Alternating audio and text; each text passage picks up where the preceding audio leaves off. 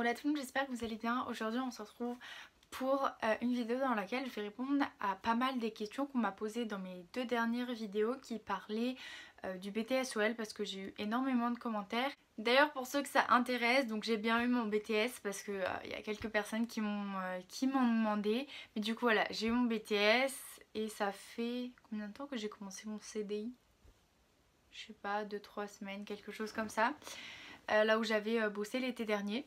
Donc voilà, ça c'était juste l'aparté pour donner des news et on va commencer.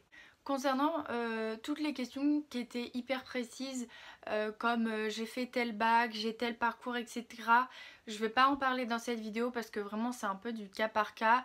Et parfois on me demande et j'ai pas toujours la réponse. J'essaye de répondre avec ce qui me semble assez logique, mais l'idéal pour certaines questions c'est vraiment genre de contacter l'école, etc. D'ailleurs je sais pas si ça avait été clair dans mes vidéos précédentes concernant les semestres et les trimestres et l'épreuve en elle-même du BTS, parce que du coup bon, les semestres et les trimestres ça dépend des établissements, parce que dans l'école privée où j'étais d'abord c'était en trimestre, et quand je suis allée après dans l'école publique c'était en semestre. Et j'ai eu une question qui me demandait du coup comment ça se passait si on validait le premier semestre et pas l'autre. Du coup je me demande si j'ai été claire dans mes vidéos par rapport à l'épreuve en elle-même. Mais du coup on valide pas des semestres ou des trimestres, ça fonctionne un petit peu comme le bac avant, parce que là avec leur réforme chelou, pendant 2 ans là on étudie le programme, on a des notes tout au long de l'année et on passe les épreuves au bout des 2 ans, en général autour de la mi-mai. Il y a eu pas mal aussi d'allusions dans les commentaires concernant le fait que le BTS, on me demandait s'il était souvent dur ou accessible ou quoi, mais il n'y a pas de bonne réponse à cette question parce que d'un élève à un autre ça varie vraiment. Chacun a ses difficultés, chacun a ses facilités. Il y en a qui vont être meilleurs dans les matières à petit coef et du coup ça va être un peu plus dur pour eux d'avoir la moyenne, et à contrario il y en a qui vont avoir des super notes dans les matières à gros coef et qui avec les autres matières vont un peu plus galérer et du coup leur moyenne n'est pas aussi excellente que ce qu'elle pourrait être. Mais ça dépend vraiment. Il est clair que voilà, si vous n'êtes pas fan des maths, des calculs, tout ça, ça va pas être une partie de plaisir. Mais il n'est pas non plus impossible. Mais encore une fois, je tiens à vraiment le préciser, ça dépend vraiment de chacun.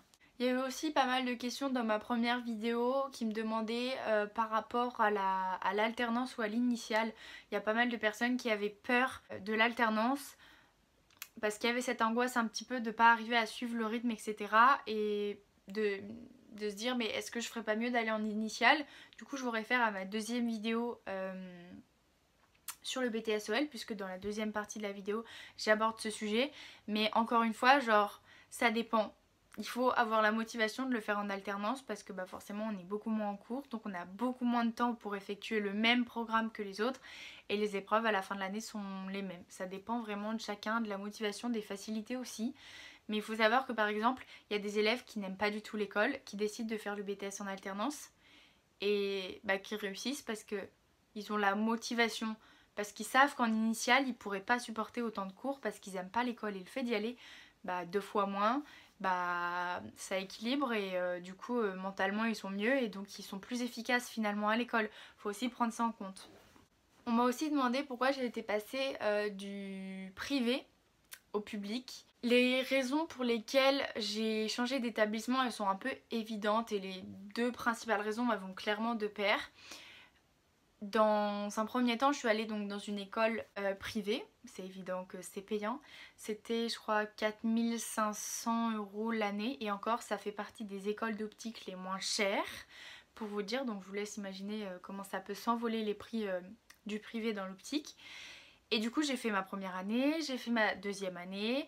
À cause du contrôle continu, comme j'ai pas foutu grand chose de l'année pour des raisons variées que j'étalerai pas là, et du coup j'étais à 9,5 de moyenne, donc on m'a pas donné mon BTS, donc j'ai dû redoubler. J'ai la chance que mes parents prennent en charge mes études. Du coup ils venaient de payer 2 ans d'années d'études, plus l'appartement, tout ce qui va à côté. Et je me suis dit, je vais pas quand même leur faire repayer une année scolaire, parce que je voulais pas faire d'alternance pour redoubler, je voulais mettre toutes les chances de mon côté et refaire de l'initial, parce que j'ai fait tout en initial. Et je me dis non, je veux pas faire redoublement en alternance, donc si je redouble c'est en initiale, et si c'était dans l'école privée, fallait payer. Alors même s'ils font une petite remise, c'est toujours cher quoi, c'est histoire de faire passer la pilule. Je crois au lieu de 4500, ça doit être 3500 ou 4000 par là, mais c'est pas non plus la remise du siècle quoi. Et du coup je voulais pas faire repayer une année supplémentaire à mes parents parce que c'est moi qui ai redoublé, genre c'est pas mes parents qui redoublent, enfin le BTS c'est en 2 ans. Du coup je me suis dit bah je vais trouver une école publique qui veut bien de moi. Et du coup en fait c'était un peu ça passait ou ça cassait, genre je sais pas ce que j'aurais fait si l'école publique m'avait refusé, mais elle m'a accepté. Donc ça c'est cool. Parce que du coup j'étais un peu stressée parce qu'en général tout le monde veut aller dans le public vu que faut pas payer. Et donc c'est très compliqué d'être prise là-bas. On m'a demandé des renseignements concernant les fournitures que j'avais choisi de prendre pour le BTS. Alors j'avais pris un classeur d'abord. Alors pas les énormes classeurs qu'on laisse à la maison ni les petits, mais c'est les moyens, la tranche elle fait environ 5 cm. J'avais pris ces classeurs là, j'en avais pris qu'un seul pardon. Et dedans je mettais tous les cours que j'avais presque tous les jours. Après ça dépend aussi comment est fait votre emploi du temps, parce que si vous avez des matières qui sont étalées sur plein de jours, bah c'est ce genre de matière là que je mets dans mon classeur. Si la matière je l'ai que un jour par semaine parce que dans l'emploi du temps ils ont fait en sorte qu'il n'y ait que la matière une journée, et ben là j'ai pris des pochettes. Alors c'est pas les pochettes cartonnées, c'est les pochettes plastifiées parce que ça résiste franchement mieux au sac. Mais voilà, j'ai pris des pochettes. Je vous conseille vraiment un lutin pour l'examen de vue, je trouve ça vraiment nice pour ranger les feuilles. C'est les trucs avec les pochettes plastifiées. Parce que en examen de vue, je trouve ça très pratique les lutins. C'est pour tourner la plage, c'est fluide, on voit bien pour retrouver les techniques et tout. Et voilà, c'est tout ce que j'ai pris il me semble. Sinon on m'a posé aussi des questions par rapport aux mallettes. J'ai reçu pas mal aussi de DM, ça m'a fait trop plaisir. Mais oui, par rapport à la mallette, il faut l'acheter. Les écoles proposent au début de l'année d'acheter la mallette. Alors d'une école à une autre, le prix n'est pas le même. Pour vous dire, la mallette que j'ai achetée quand j'étais dans mon école privée, vu que c'est la première école que j'ai faite, 250 € la mallette. J'ai changé d'établissement et donc on comparait un peu nos mallettes. Et il me semble que dans l'école privée où je suis allée ensuite, la mallette elle devait être à 150 €. Donc certes, ils avaient moins de choses dedans. Mais il y a plein de choses que j'ai payées dans la première mallette. Parce que c'est pas nous, on choisit ce qu'il y a dedans. C'est un lot, vous voyez ce que je veux dire? Genre j'avais un marteau. Mais du coup, n'hésitez pas à vous renseigner s'il n'y a pas d'anciens élèves qui revendent leurs mallettes. J'ai pas du tout regardé, je sais pas si on peut en trouver d'occasion ou quoi. Mais renseignez-vous au cas où avant d'y aller. Parce que c'est quand même très très cher. Et si on peut la trouver d'occasion. Surtout que le matériel, comme on se sert un peu de tout, il n'est pas forcément vétuste. Donc ça peut être une bonne idée. On m'a aussi pas mal posé de questions par rapport à mes horaires. Bah ça dépend, mais en général c'est 8h-18h.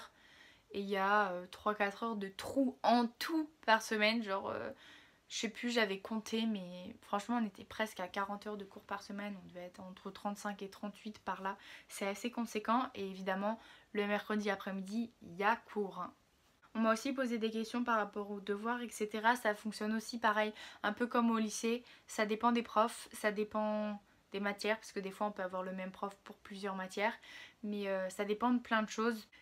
J'ai eu également pas mal de questions par rapport à... surtout aux maths, paradoxalement. Le but, quand on n'est pas fort en maths, c'est d'avoir 10. Il faut pas non plus se casser la tête avec les matières coef 2. Il y a des matières tellement à plus gros coef auxquelles il faut vraiment consacrer beaucoup de son temps. Mais du coup, ce que je peux vous conseiller, c'est d'acheter des annales de bac ES ou S. Alors, je sais pas si ça se vend toujours.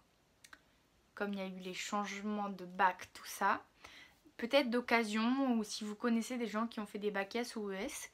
Mais d'acheter les annales de maths parce qu'en fait le programme du BTS OL en fait c'est un peu moins dur que le niveau maths de S, mais c'est un petit peu plus poussé que les maths ES. Je sais qu'il y a aussi des systèmes de genre de stage avant la rentrée pour remettre à niveau ces maths par exemple. Il y a une fille dans ma classe qui avait fait ça, elle avait fait une remise à niveau, un petit stage avant la rentrée.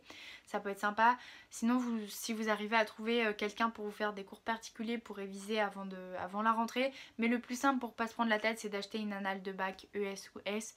Donc voilà, je pense que j'ai répondu à pas mal de questions sur le BTS. Du coup si vous avez d'autres questions auxquelles j'ai pas répondu ou d'autres questions par rapport à ce que j'ai dit, n'hésitez pas à venir dans les commentaires. Sinon vous pouvez aussi m'envoyer des DM sur Instagram. Mais ouais, c'est beaucoup plus simple et puis en plus on peut faire des vocaux, donc des fois quand il y a un truc assez long à expliquer c'est cool. Et puis je peux être plus précise, je peux donner plus de détails, ça fait un peu plus au cas par cas. Donc voilà, surtout n'hésitez pas. Sur ce, j'espère que cette vidéo vous aura plu, je vous fais des bisous et puis je vous dis à la prochaine.